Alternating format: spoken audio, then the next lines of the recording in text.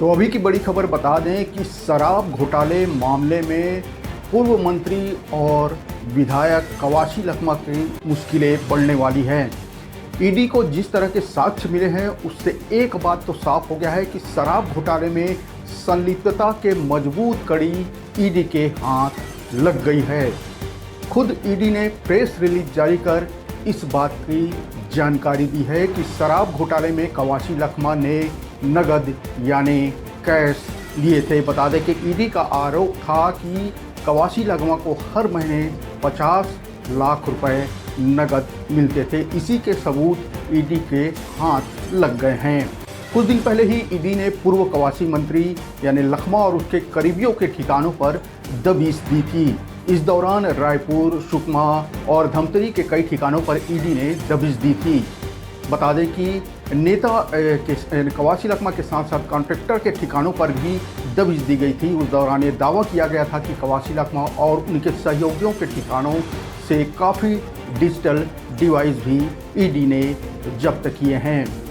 बता दें कि अब इस मामले में ईडी ने अपने आधिकारिक सोशल मीडिया हैंडल एक्स पर पोस्ट कर बताया है कि तलाशी अभियान में ईडी घोटाले की प्रासंगिक अवधि के दौरान कवासी लखमा द्वारा नगद में पीओसी के उपयोग से संबंधित सबूत जुटाने में सक्षम हो गया है। माना जाए कि कवासी लखमा की मुश्किलें अब बढ़ने वाली हैं। उन्हें राहत की उम्मीद अब कम ही दिखती है। ईडी ने बताया कि इसके अलावा तलाशी में कई डिजिटल डिवाइस बरामद और जब्त भी की गई है, जिनके बारे में माना जा रहा है कि उनमें आपत्तिजनक रिकॉर्ड दर्ज हैं। तो कवासी लखमा पूर्व आबकारी मंत्री छत्तीसगढ़ की मुश्किलें अब लगभग बढ़ने वाली है। बता दें कि कवासी लखमा के ठिकानों पर छापेमारी के बाद ईडी ने उन्हें सम्मन जारी किया था, लेकिन न तो कवासी लखमा और न ही उनके बेटे हरीश लखमा ही ईडी के सामने हाजिर हुए, जिसके बाद उन्हें दूसरा सम्मन जारी किया गया है। माना जा रहा है कि पूछताछ के बाद कवासी लखमा का पक्ष स्पष्ट हो पाएगा।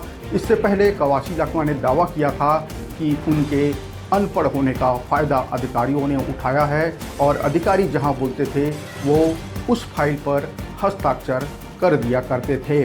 तो बड़ी खबर बता दें कि ईडी ने स्वीकार किया है कि जो साक्ष्य है नगद लिए जाने के, उनके सबूत उनके पास जुट गए हैं।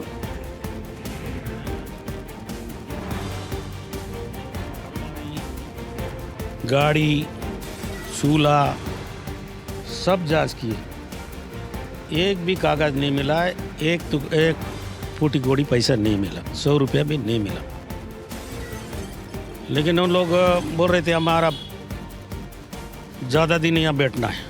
मेरे से ज़्यादा नहीं पूछे कि तुम्हारा पास संपत्ति कितना है, असल संपत्ति और नकदी कितना है। मैं बोला नकदी 25 साल 26 साल हुआ, 2600 भी मेरे पास नहीं है। जो भी खाता में है, खाता मेरे को नंबर नहीं है।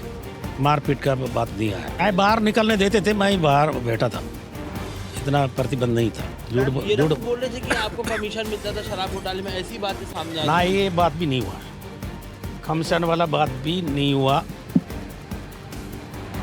लेकिन वही पूछ रहे थे कि तुम्हारा पास असल संपत्ति क्या है। मेरा भी स्टेट बैंक में है, लेकिन खाता नंबर मेरे को मालूम नहीं। आप लोग सब लोग जानते, पढ़ा लिखा नहीं हूँ। उसके बाद 2 दिन के बाद हमारा छोटा सा पेट्रोल पंप बेटी के नाम से गादीराज में खुल रहा है। वो ज़मीन थोड़ा सा लिए थे मैं मंत्री बनने के बाद।